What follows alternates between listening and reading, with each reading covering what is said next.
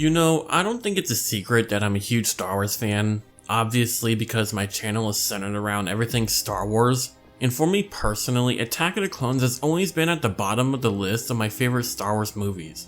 But since I started watching it over again for this video, I think that's about to change, and going back to my last video about my thoughts and breakdown of episode 1, I honestly feel like I could have done a way better job, so for this video I'm going to do things a little bit differently. For this video, I wanted to break it down into 3 parts that I really wanted to talk about.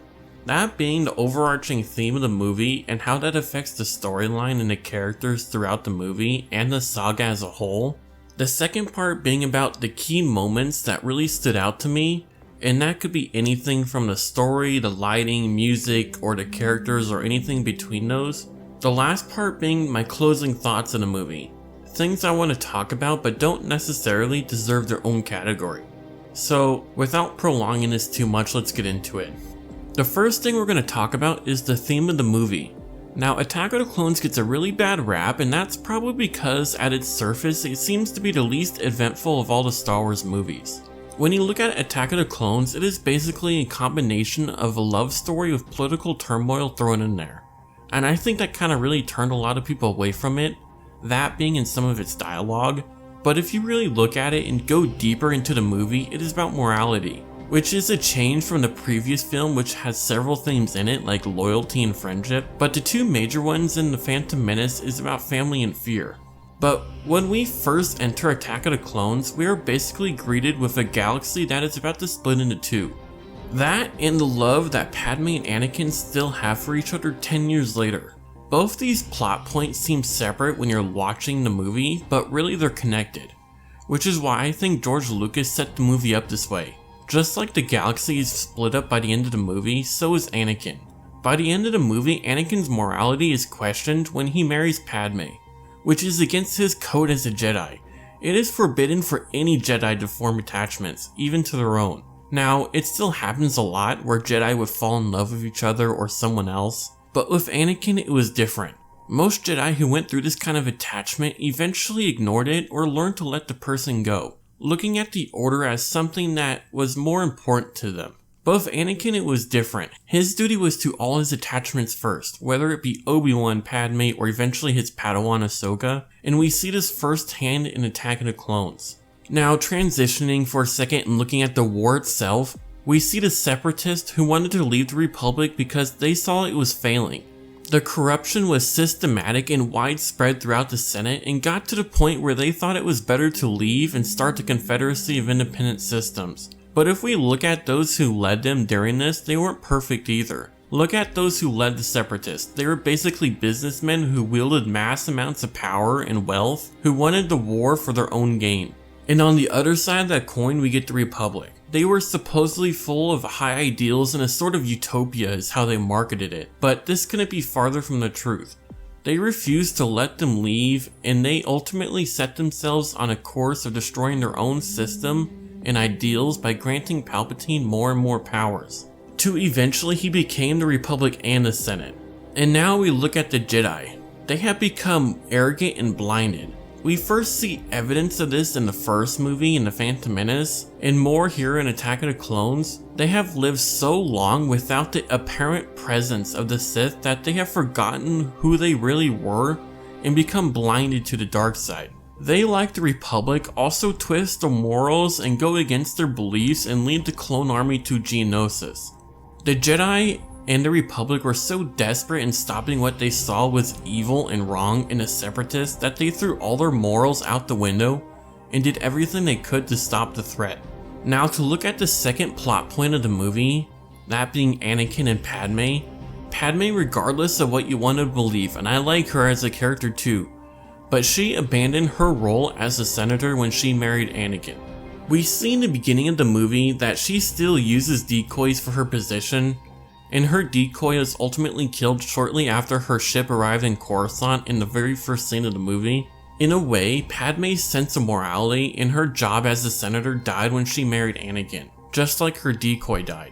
Just look, the only reason Palpatine got emergency powers was because Jar Jar voted in her place because she was off of Anakin. And when we see her again in the next movie, she abandoned her role as a senator because of her feelings for Anakin and her pregnancy. Part of herself died when she married Anakin. Padme represents the death and fall of morality in the Republic, the loss of all its standing in the galaxy and what the Republic used to mean and be for people. The failure of the Republic to do its job led to the Empire. Just like the failure of Padme to do hers and the change in her priorities led to her own death and fall of what she stood and fought for. Then we get Anakin, who represents the Jedi. The Jedi, once peacekeepers of the galaxy, turned generals by the end of the movie. The loss of their code and their excessive hubris led to their fall. Just like Anakin's excessive care and fear of losing his attachments led to his own downfall into becoming Darth Vader. Both of these plot points are equally important and connected to each other. The events taking place between Anakin and Padme reflect what's going on with the political turmoil in the galaxy in the movie. Now, I want to talk about the key points in the movie that really stood out to me. And Attack of the Clones is full of new characters, environments, vehicles, other elements that really add to the richness that is Star Wars. It is all these elements that we see in Star Wars that really bring it to life and really drew me in the first place.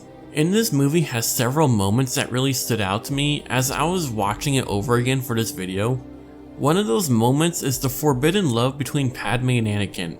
Now, if I just lost you, just bear with me. There have been very important changes since we saw Anakin and Padme in the last movie. Anakin has been a Jedi for 10 years and has become very confident in his abilities as a Jedi. But he has also become impulsive and has a craving for adventure. It is also in this movie that we begin to see some of Anakin's anger begin to reveal itself. It is these feelings that begin to move himself to the dark side. Anakin is still a gifted, likable, and good Jedi. He doesn't set out to be evil necessarily in the movie, but pressures are put on him and we become aware of some new temptations and tests that he is subjected to.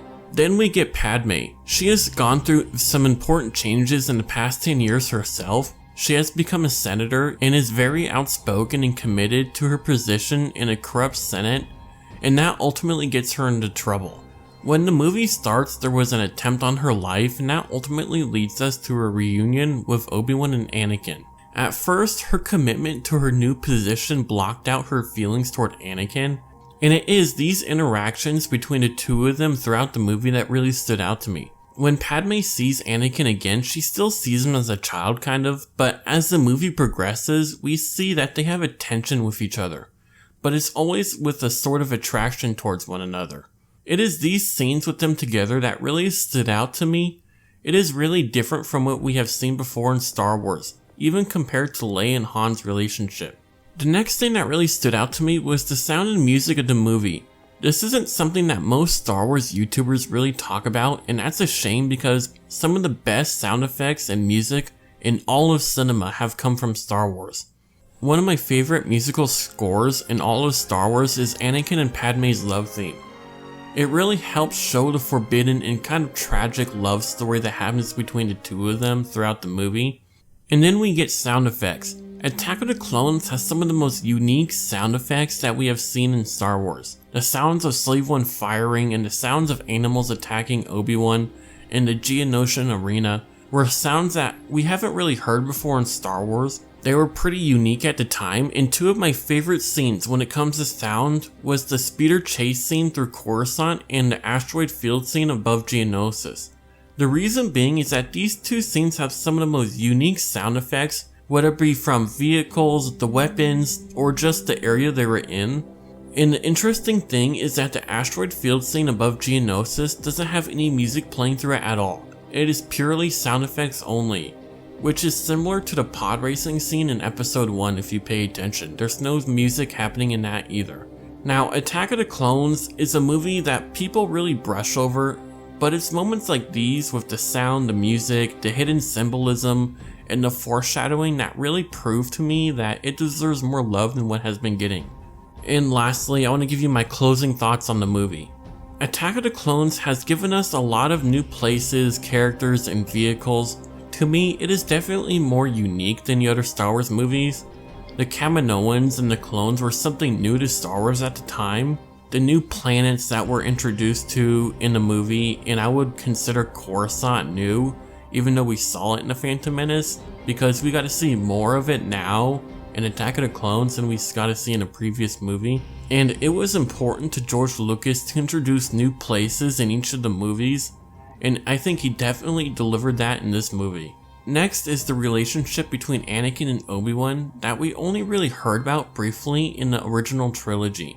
How Anakin dealt with his loss of his mother and the anger and hatred that we begin to see of him that ultimately leads him down the dark side are all things that we either see for the first time or more of in Attack of the Clones. It is all these things I mentioned in this video that really makes this movie stand out to me and really change my opinion on the movie. Now, I'm not going to pretend like it's perfect because it does have rough spots in it.